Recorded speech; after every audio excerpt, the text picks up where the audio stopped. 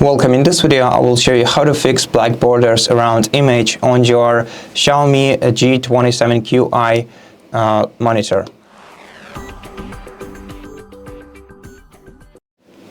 To do that, we have to go to the system settings. In my case, I'm using Windows 11, so I have to open the Start menu, then open Settings.